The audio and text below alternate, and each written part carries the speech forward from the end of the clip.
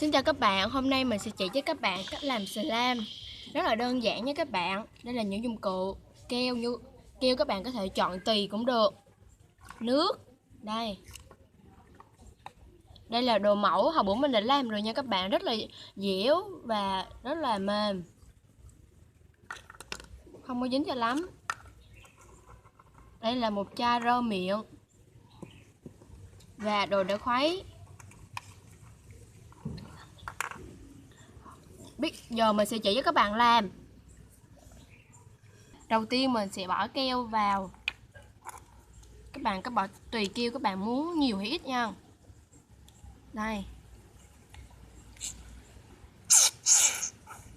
các bạn, đây mình bỏ bao nhiêu đó để cho nước.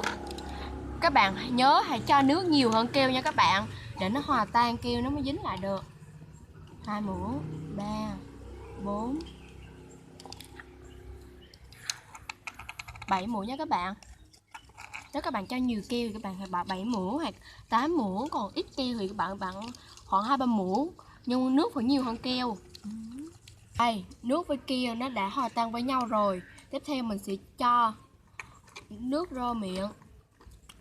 Đây, mình sẽ bỏ 3 giọt.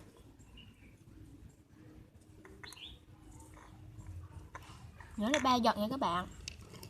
Nếu có thể cho thêm nước rơ miệng vào cũng không sao, nhưng nước rơ miệng nó mới đặc lại. Đây, nó còn lỏng nha các bạn, mình sẽ cho thêm vào thêm 1 giọt nữa rồi.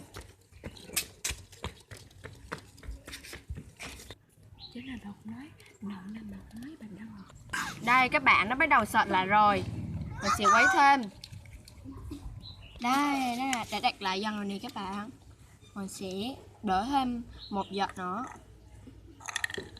2 giọt luôn. Rồi. Đây các bạn cứ khuấy thôi nha các bạn. Đây nó đã dính lại rồi. Các bạn cứ khuấy để chừng nào cho nó đặt lại luôn nha các bạn. Đây các bạn, nó đã hoàn thành rồi. Rất là mềm và dẻo nha các bạn. Nó không có dính nha.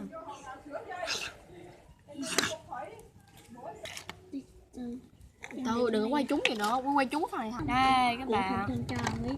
Đây rất là bóng, rất là đẹp nha các bạn.